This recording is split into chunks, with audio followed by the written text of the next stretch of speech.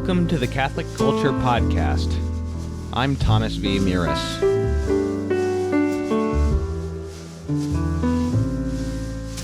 This show is an offering to the Holy Family and, less importantly, a production of CatholicCulture.org.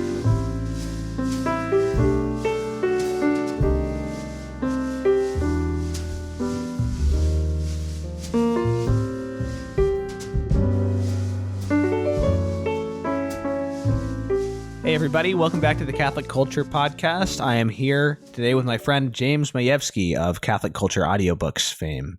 Welcome to the podcast. Thank you, Thomas. It's good to be back. So last time James was on the show, we were talking about a play called Heroes of the Fourth Turning. Today we are here to talk about something you may have heard of, which is the new Terrence Malick film. Terrence Malick, if you've heard of him, chances are you've heard of a film like The Thin Red Line or more recently The Tree of Life. And his new film is called A Hidden Life, and it is about a Catholic blessed. Malick is not Catholic himself. He's some kind of Episcopalian, I believe. But he's made this film about Franz Jägerstätter, who was beatified by Pope Benedict, I think maybe in like 2007 or something.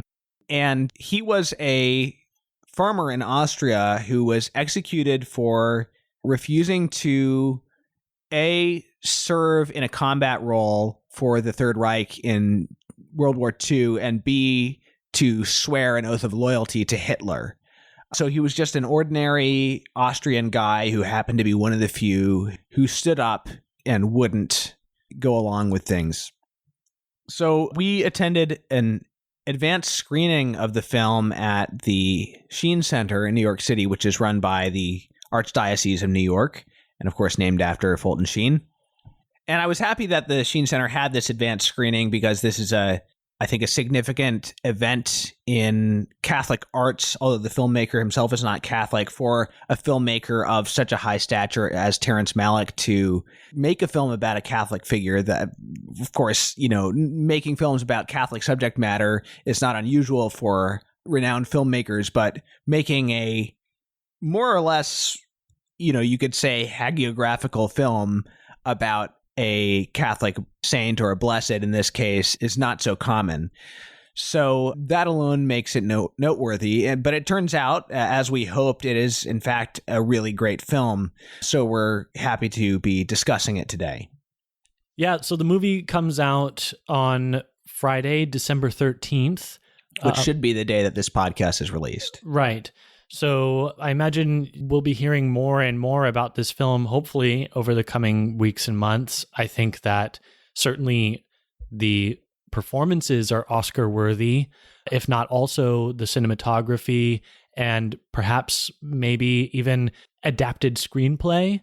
The screenplay relies heavily upon the letters and writings from prison of Franz Jägerstätter, which I had the chance to read in the weeks leading up to this screening. So we'll be talking a little bit about that as well. The edition is published from Orbis Books in New York. So Orbis, I will have to warn you, based on what James has said, he read the letters, I didn't, but they're really excellent and worth reading, very beautiful and inspiring. But I will just issue a little warning about the publisher Orbis. I checked them out, and they unfortunately seem to publish a lot of dissenting and heretical and sort of like liberation theology type books. So I would actually, despite the fact that this particular book is good, I would recommend against giving them your money, which is to say, if you get the book, I would look and see if you can find a used copy, perhaps on Amazon or Abe Books or somewhere like that, just so that you're not directly funding this dissident publisher. What's the full title of the book? The title is Franz Jägerstätter, Letters and Writings from Prison. And, I will say that it's edited by a theologian who did quite a bit of research into Franz Jägerstätter before his beatification, I believe. She's written a number of books on him. Yeah, in German. Erna Putz. And it's translated by Robert A. Krieg. And he provides some footnotes throughout. Really, the only hint of anything odd in this edition that I picked up on is from the introduction, which is written from Jim Forrest, who neither translated nor edited these letters. So the edition itself is quite good. The letters speak for themselves. The footnotes are helpful.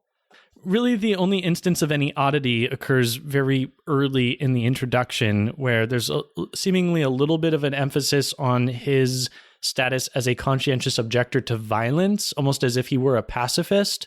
But when you read the letters, it's not at all clear that that is, in fact, what his objection is.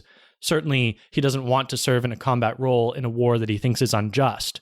But the fact that he thinks that the war is unjust sort of suggests that he believes, along with Catholic social teaching, that there can be just wars waged for just causes. And he often frames his objection to serving as a soldier for Hitler in terms of being also a soldier for Christ. So he's very serious about spiritual warfare, spiritual combat, very serious about justice. So I wouldn't necessarily frame him as some sort of pacifist in the vein of, I don't know, Vietnam era draft dissenters or something, you know? Right. Well, I mean, to the film's credit, you don't get the sense that they're portraying him that way in the film either. It's pretty clear his objection is to this particular war. The plot is very simple. I mean, it's really just what I said, that he is a farmer who is imprisoned and ultimately executed for refusing to go along with the Nazis. But really, the heart of the film is, along with his relationship to God, his relationship with his wife, Franziska. And she is kind of, along with him, the core of the film. As James said, the performances are beautiful. So Franz Jägerstätter is played by August Diehl, and his wife Franziska is played by another Austrian actress, Valerie Pachner. And it seems as though, along with maybe a couple other people in their village in Austria and maybe a couple of priests, and we'll get to that later, his wife is pretty much the only person who's supporting him in the decision that he's making. It takes a little while even for her to come around to his way of thinking on it. But basically, from everybody else, he's getting a lot of, you have a duty to your fatherland, or if not that, even more so, you know, don't make waves. A lot of people throughout the film tell him you're accomplishing nothing. You're causing yourself and your family harm for something that is just a meaningless gesture. So a lot of people will say, you know, you have a responsibility to your family first. And I don't think this line was in the film, but I do remember reading a quote from him where he said, like, you know, because a man has a wife and children, I don't think that gives him an excuse to sin, basically, or to offend God, something like that. Yeah, so in text number 88, which is so called because it was one of the essays that they found in his cell without a title, and in fact this was the last thing that he wrote before his execution. In it, he says, "They always want to prick my conscience concerning my responsibilities for my wife and children. Is the action that someone does somehow morally better because this person is married and has children? Or is the action better or worse because thousands of other Catholics are doing it? Is someone permitted to lie in taking an oath just because he has a wife and children? Did not Christ himself say that whoever loves wife, mother, and children more than me is not worthy of me? On what basis do we ask God for the 7 gifts of the Holy Spirit if we should adhere to blind obedience in any case?" One of the interesting things, it's an amazing passage, and one of the interesting things about Franz, and something that I think this film really does a great job of portraying, you know, the title is A Hidden Life, and a lot of the reason that people don't understand his sacrifice, people in his life didn't understand his sacrifice, and perhaps people will still struggle with understanding it, is because it wasn't an activist act. It wasn't calculated to change the world. It was something he did because it was the right thing to do. And because he valued justice, he valued truth, he valued his relationship with God before anything else. So he didn't have any sense of it as being a gesture, either a rhetorical gesture or an act of changing the world. I'm sure that he believed that it in some way made the world a better place in some mysterious way. But as a practical matter, I don't think when people, especially his Nazi jailers ask him over and over again, do you really think this is going to change the course of this war? He doesn't have a response to them, and partially that's because he's being like Christ, essentially, and he's not like dialoguing with the devil, but partially it's because, yeah, there's he doesn't necessarily have a refutation to that, but that's just missing the point of why he's doing this. Right, and I think that that's one of the things that you see in the critical response to this film so far is an attempt by some to frame it in terms of a political gesture on Terrence Malick's part, a commentary perhaps on anti-fascism or immigration. There is a portion of the film where we hear from the mayor of Franz Jägerstätter's village, Radegund. Right. Saint Radegund. Saint Radegund, yeah. Sort of bemoaning the influx of foreigners into Austria. And obviously that has some resonances with the flight of refugees or immigration. But I think that, first off, Terrence Malick is not a politically oriented guy. This is someone who is famously reclusive, never giving interviews or appearing publicly, but also I think is a very reductive way of considering the historical act on Franz Jägerstätter's part, or of considering the film. The film doesn't frame it in terms of a political gesture at all. And if that was a direction that the filmmaker could have taken, it's certainly not one that Malick took. And anybody who's familiar with Malick's body of work will readily understand why. I even knew some people who, based on that commentary, were like, oh, is this just going to be like a hacky political movie? But having seen a couple of his films before, I really wanted to trust him to be better than that, you know, and he was. I don't think there's even a hint of that in the film. Yeah, I think Malick is known for his spiritual sensitivity and his sort of philosophical inquisitiveness in his movies. He achieved renown very quickly with his early films, Badlands with Martin Sheen and Sissy Spacek, and Days of Heaven. But you just recently saw Tree of Life, Thomas. Yeah. So my first film that I saw by him was Days of Heaven. Blew me away just on a visual level. One of the most visually beautiful films that I've ever seen. And I saw Badlands, and I liked that one okay. But recently, so in New York here at the Museum of the Moving Image in Queens, there's been a Terrence Malick retrospective leading up to the release of A Hidden Life. So they've been showing all of his films on the big screen, which is obviously a great opportunity for such a visual filmmaker. And I got to see Tree of Life. So it was great to be able to see that, and a lot of people consider it his masterpiece, and it was absolutely incredible, beautiful, and very dealing with a lot of Christian themes in many respects as well. And also it's interesting, I was glad to have seen that because it establishes certain stylistic elements that come back in this film, which I guess we'll probably talk about a little bit later. But yeah, in that film, that is a film of, to speak to your point, it is a film of great sensitivity. It's interesting because I responded more intensely to the happy parts of it than to the tragic parts of it. Terrence Malick's visual style, his music, and just his sort of aesthetic power is so intense that it can make something beautiful like very like crushingly heartbreaking. And I think that this is a film about a family and about the effect that parents have on their children. Tree of Life. The Tree of Life is a film. Yeah, and there's a lot of scenes of just these children growing up, and one child in particular. And I was just like, the delicacy and the beauty of life, which is presented, is presented so affectingly that I came away from that film, and I had this thought in my mind even before, you know, any real drama or any real sort of like narrative occurred. My thought was like, okay, my new goal in life is to never hurt a child. And I think that a film, I don't know how this connects to Malick's lack of an agenda in... Well, we're trying to illustrate his we're trying to qualify what we've said about his spiritual sensitivity and his philosophical inquisitiveness. Yeah. His films are very introspective. They're very searching. They ask a lot of questions. He's concerned about the sort of big metaphysical questions of existence.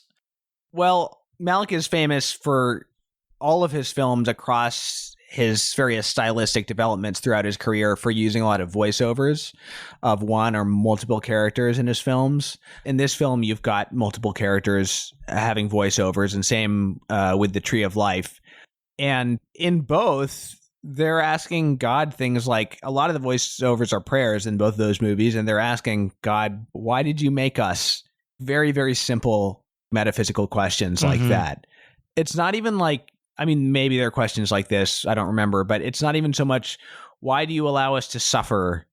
It's, why did you make us? Which is perhaps, a more important, if less controversial question.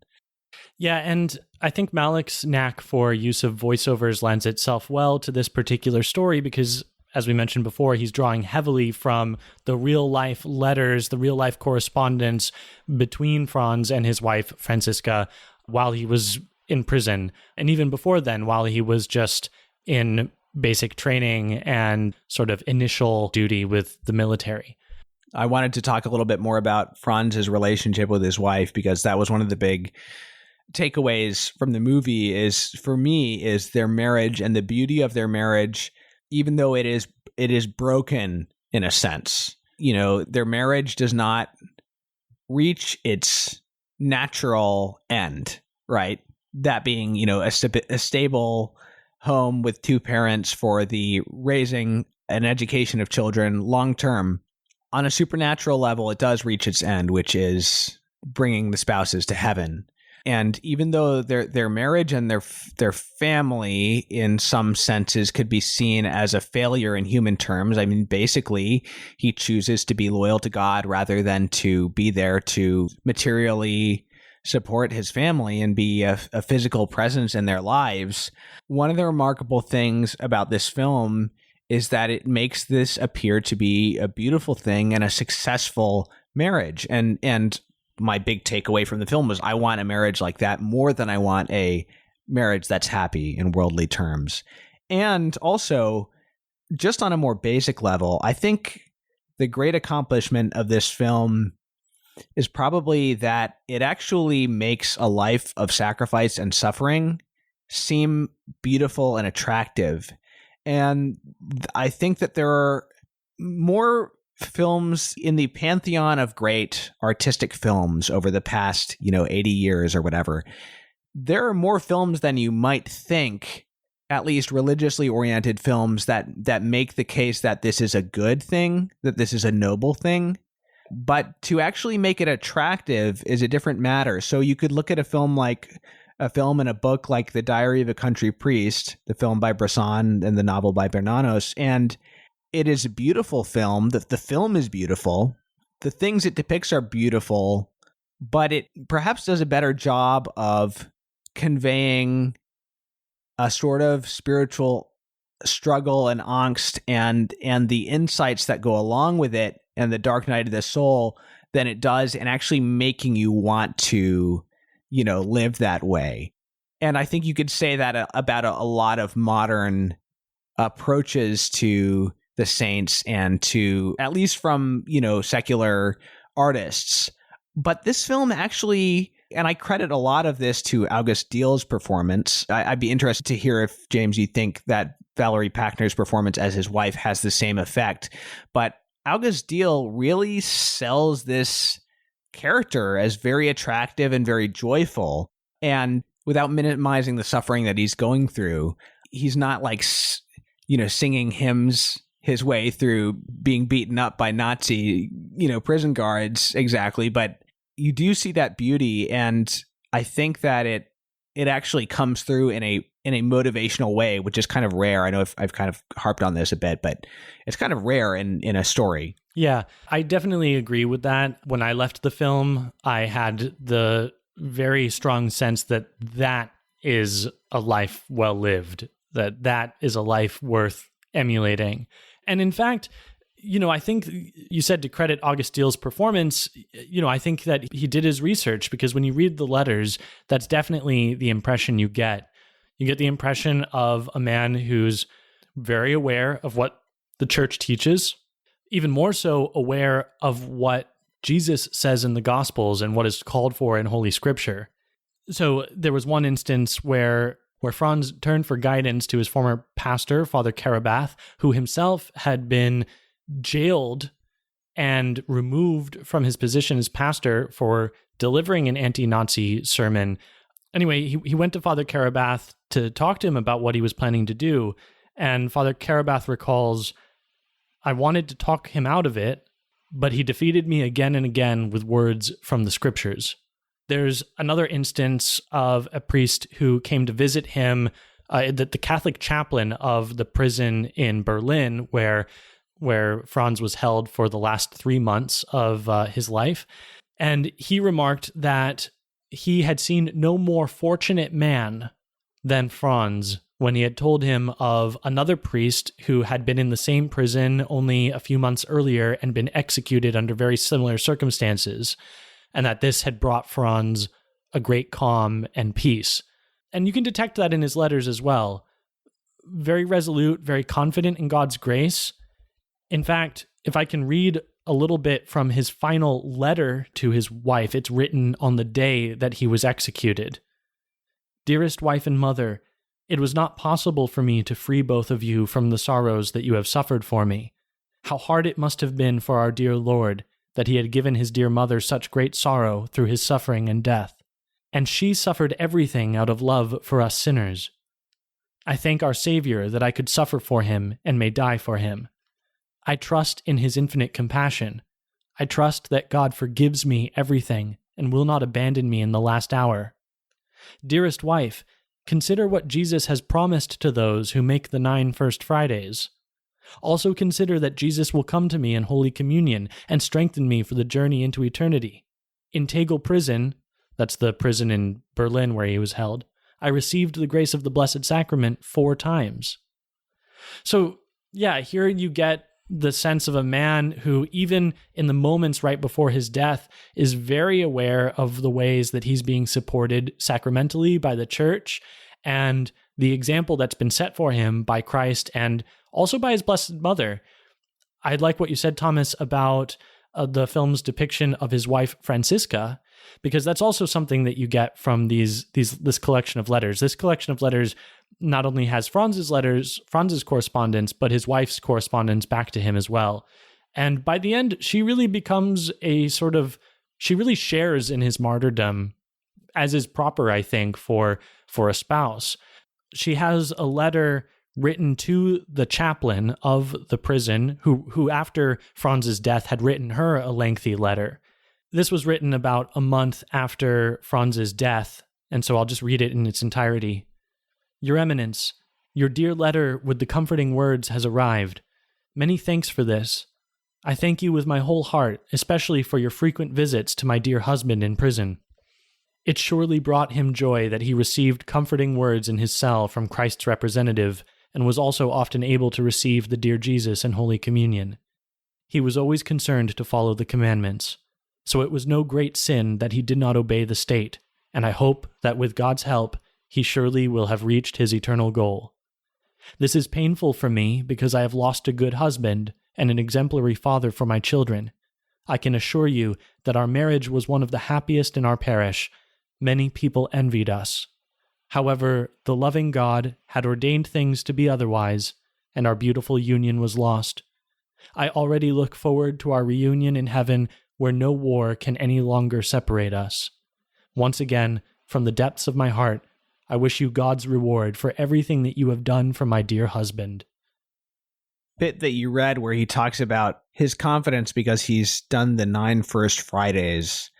That's really striking because I think, first of all, to say nothing of, a secular audience, a lot of Catholics kind of have an attitude towards these simple devotions that we've been given that promise final perseverance or things like that they kind of have those aren't for everybody and everybody can pick, what devotions he wants and no devotion is better than another or just kind of like they're not really necessary. It's more like what's in your heart than doing these outward practices. But, this is a guy who actually followed through and died for love of Jesus.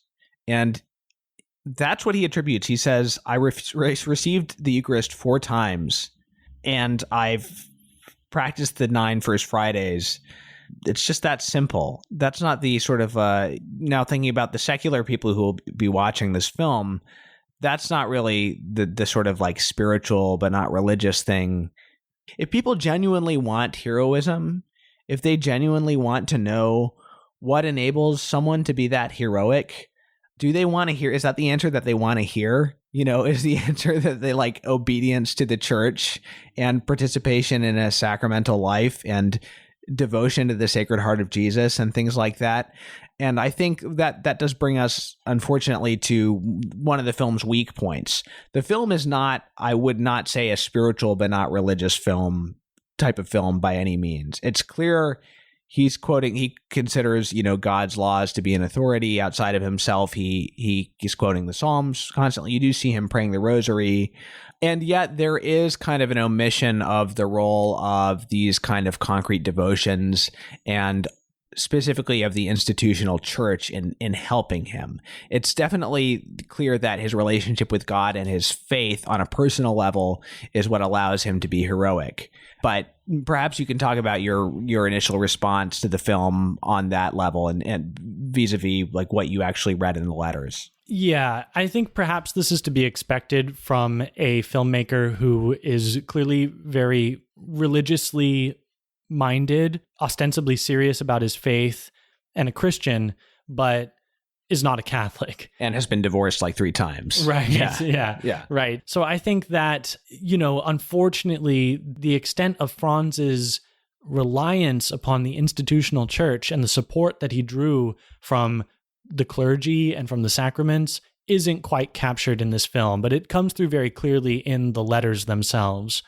There are 2 clergy figures in the film, his parish priest and the bishop. Franz, in real life, was actually able to gain an audience with the bishop of his diocese, and neither of them were particularly supportive. In fact, Franz acknowledges in his letters, as well as in the film, that the bishop was probably suspicious of Franz being a German spy.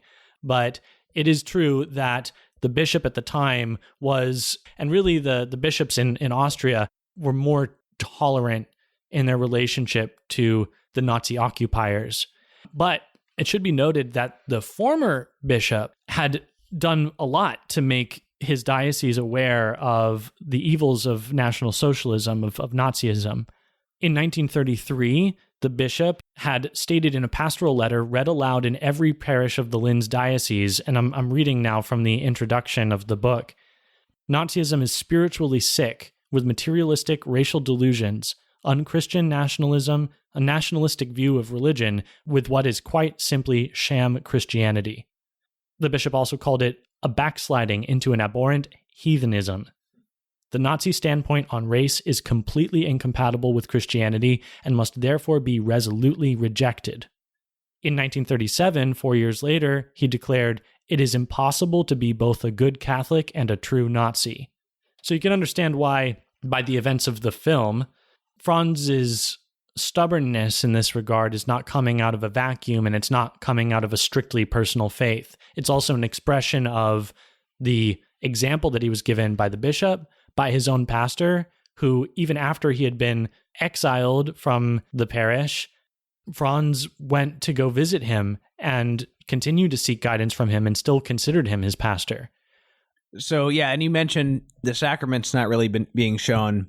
Franz, you do see him in and around the church. He's the sacristan in the church, and I believe after his death, his wife became the sacristan. So he's sweeping the church. He's helping out people who are doing repairs. He's helping out the guy who's painting the church. You see him in the church. You don't ever see him attending Mass. In fact, do you even ever see a Mass being celebrated? There is, at one point, a Mass being celebrated, and Franziska walks out of it because of the ostracism of the community. Now, it's true that in real life, Franziska suffered social ostracism because of the actions of her husband, even and especially after his execution. For years after his death, yeah. Correct. But it's not true that she would have allowed that to push her away from the sacraments or from her daily attendance at the Mass. Now, of course, it's not like the film says she stopped attending Mass after that or anything like that. We see this as an example of her ostracization. It's not like she sort of abandoned the institutional church after that. But you're right that it seems out of character for what we know. There's one scene where a Eucharistic procession is taking place with the community, and Franziska and her children are walking separately, not involved in the procession.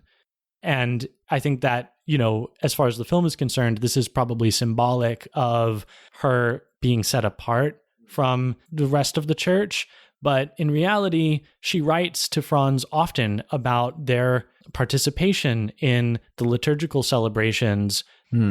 Yeah, I read that scene as they kind of come upon a Eucharistic procession and they're sort of walking alongside it. So they're sort of following it a little bit, but they're not actually in the train of people. Right, but if they're in a small town, they would have known that there was a Eucharistic procession scheduled for that day, and she wouldn't have missed it. Yeah. I also, to speak to the Sacred Heart devotion, that's something that they often exchanged in their letters as well. Franz was always curious to know what was the intention for the month. This is a portion of the devotion, is praying for a set intention during the month. She would write it out to him in full, what the intention was for that month. Even at the end, when he was only allowed to write to her once a month, she would anticipate the question and send it to him without his even asking it. Yeah. So I guess, if you were to take the movie, the movie's account, you get the impression that she is sort of set apart. I wouldn't say that it's claiming that she sort of abandoned her organized religion, but that at the very least she is a little bit apart from the community in those liturgical activities and things like that. So it's never a sense that she doesn't think the Eucharist is important, but it's more that she is allow herself to be pushed back by social ostracism, perhaps more than she was in real life. One thing that I will say about her characterization that I found really impressive, and you touched on this earlier, Thomas, was her loyalty to Franz throughout this, and it being made to look noble and attractive. Malick writes a fictional character into the film, her sister. Now, Franziska may have had a sister, but in the movie, her sister is there staying at the farm and helping out in Franz's absence. In real life, this was her father, Franz's father-in-law, staying at the farm and helping out. But in the film, it's her sister. And I think one of the interesting things that Malick is able to accomplish with that is he frames a contrast in the way the two women respond to Franz and his decision. There's a moment in the film where Franziska's sister asks her, "Why don't you resist him? Why don't you oppose him?" She says, "You don't know what unhappiness is. Your man never left you." And I thought that was a really telling scene, because it was clear that this woman has resentment that keeps her from the kind of fidelity and confidence and courage that Franziska is able to exhibit in trusting Franz with this decision. And at the end, when she has to give her final act of support, when she sees Franz one last time before his execution, the film does an excellent job of capturing how pained that moment is, and yet also how sincere and how noble and how loving that support is. In Franz's reaction in that scene, it's so obvious the heart-wrenching joy that he receives in knowing that his wife is on his side. And that's all the more intense because in the film, she is his only constant support. I liked what you were saying about her confidence and trust and her support of Franz. It's something that I was saying to you before. Based on this film and The Tree of Life, Malick has a very seemingly positive view of fatherhood. Now, in The Tree of Life, the father character is very, very flawed and, arguably the source of basically all the problems in the film. But God is consistently referred to as a father, and not in a sort of resentful way. It's just that that's the way it is, and the characters relate to him as father. And in this film, Franz is a father and a husband. And I think you said after we had seen the movie, this is a film about the sort of character that we're supposed to be sick of hearing about, the white patriarchal male. But he is really just inhabiting his role of father with a real dignity that is all the more obvious and secure because of the way the dignity accorded to him by his wife. I wanted to bring up the role of nature and the physical setting of the film. Malick is someone who clearly delights in beautiful images of nature, and to the point where a film like Days of Heaven, some people have commented that, you know, the plot is so thin that it's really just an excuse to shoot pictures of, you know, of fields and things like that.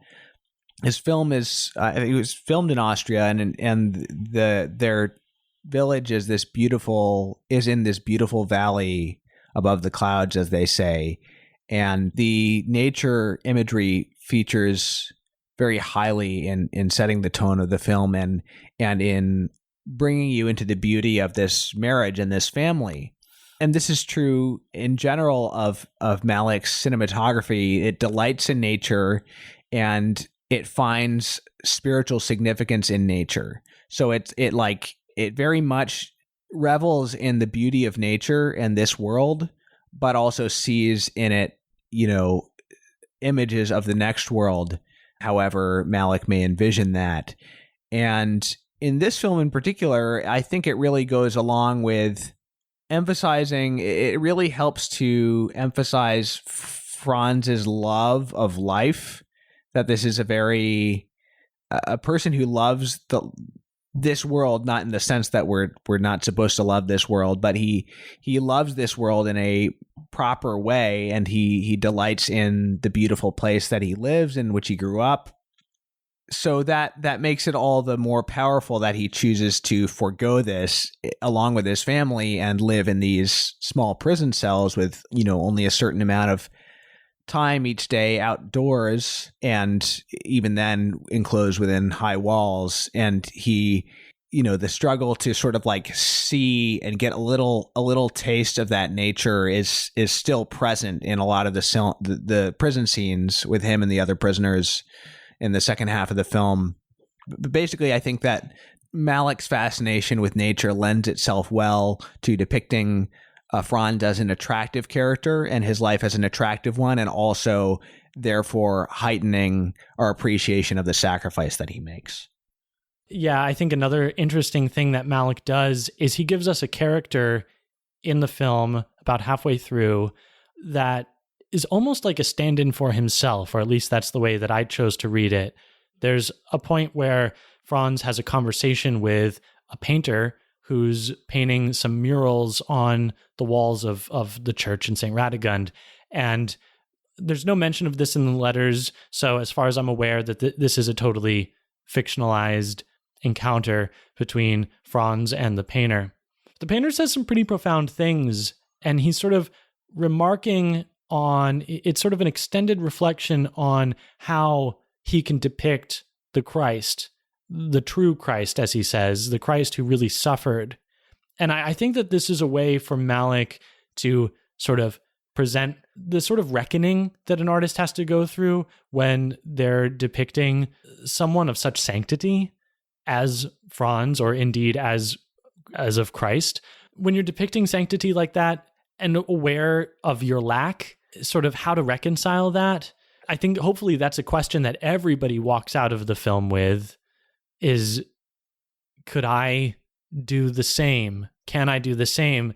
But I think that ultimately the truthful answer is yes, that this grace is for us too, and that these words of the gospel are for us too, and that this is something that we should strive for.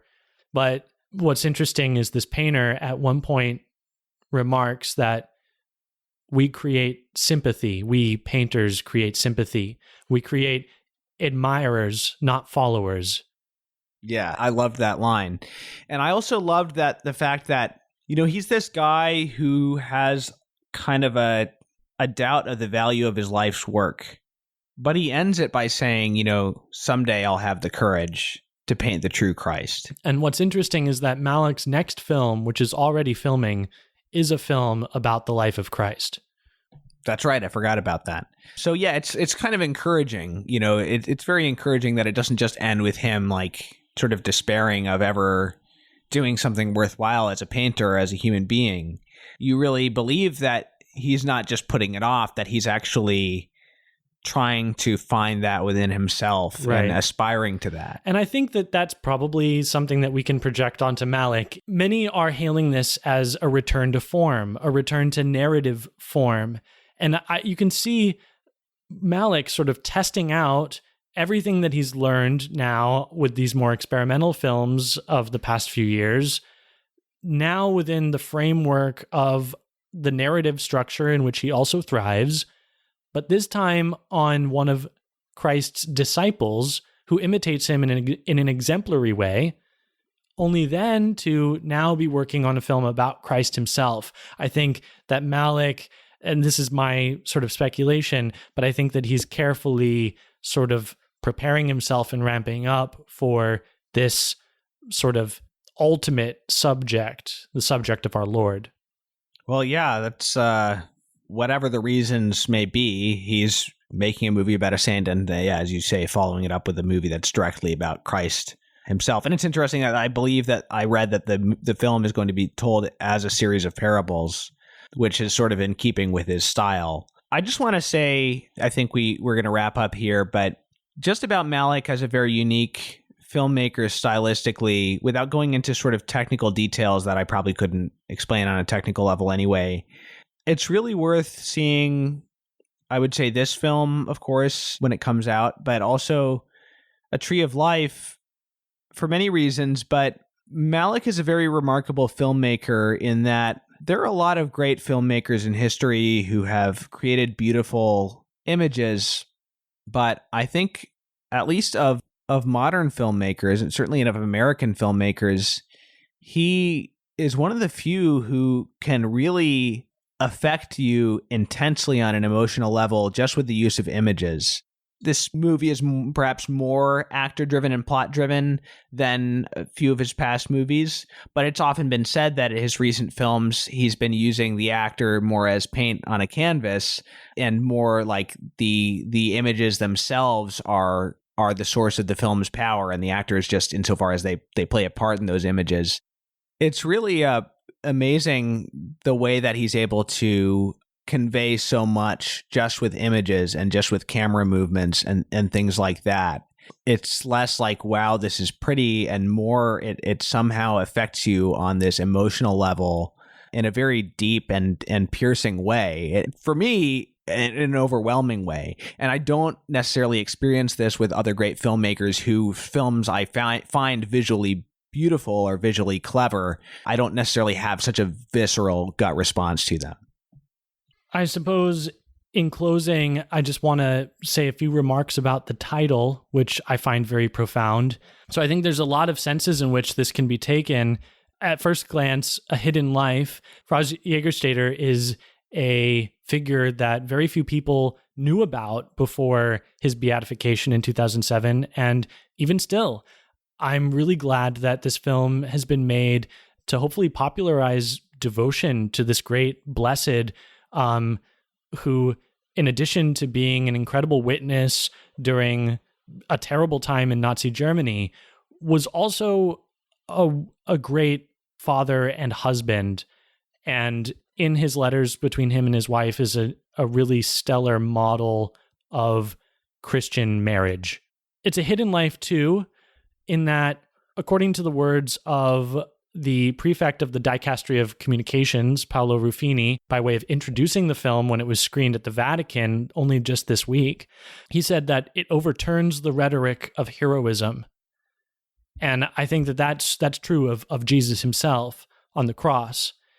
The sort of hidden way, and as you said, Thomas, the sort of non-activist way that he goes about this, it sort of shows the true face of heroism.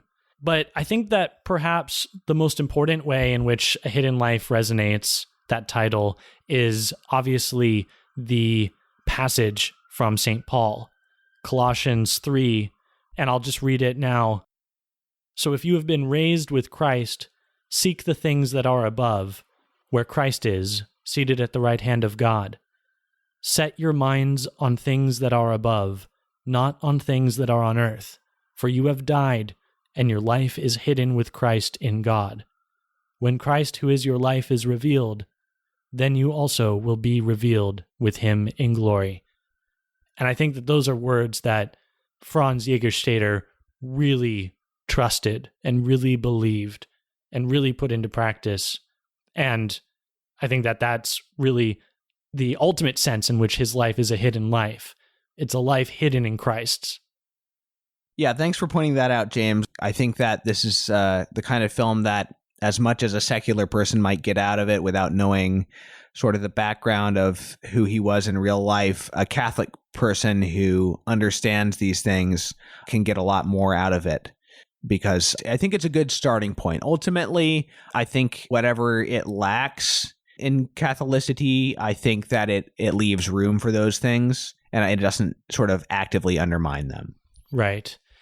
I think that any attempt to frame his death as a political gesture or, reducible to sort of anti-fascist or pacifistic motives is not supported by the film. And it's certainly not supported by the witness of Franz Jägerstätter himself. And so in closing, I want to read just one passage from one of his writings while in prison. This is taken from an essay that he wrote, not from one of his letters. But I think in hearing it, you can really get a sense of what was motivating Franz Jägerstätter, which was his being a disciple of Christ and a faithful son of the church. Here it is. Indeed, a venial sin is something so significant that we should renounce our lives rather than to commit one. A sin, even a venial sin, is an offense against God. And an offense against God is something so significant that we can never fully comprehend it with our human understanding. If a mortal sin is so significant that someone would be in hell for all eternity if he or she did not atone for it, then a venial sin must also be significant. If someone were given the choice, which would be more preferable, on the one hand, to claim the whole world as one's own, or at least as much of the world as one desired, and in doing so to offend God by committing a venial sin, or, on the other hand, not to offend God and to remain a poor wretch for one's whole life, many believers would choose the latter. Well, Franz Jägerstätter chose that himself, and you can see that beautifully rendered in Terrence Malick's new film, A Hidden Life, which opens Friday, December 13th. Thank you, James, for seeing this film with me and discussing it with me, and I certainly look forward to seeing it again, and also I look forward to hearing from listeners. If you go see it, what you thought about it. Feel free to shoot me an email at podcast@catholicculture.org. By the way, James is the narrator for our recent, relatively new series, Catholic Culture Audiobooks, where he's reading a lot of classic Catholic works, particularly a lot of sermons by St. John Henry Newman and the writings of the early church fathers. We've recorded at least about half or 2/3 of the apostolic fathers, the very first generations of great Christian saints and writers already. And I think we'll have pretty much done with them by January, and then we'll be moving on to other later church fathers. So please check that out if you haven't already. Again, the name of the series is Catholic Culture Audiobooks. And aside from that, you can look forward to a lot more conversations between me and James in the future. Hope you enjoyed this one. God bless you, and that's all for now.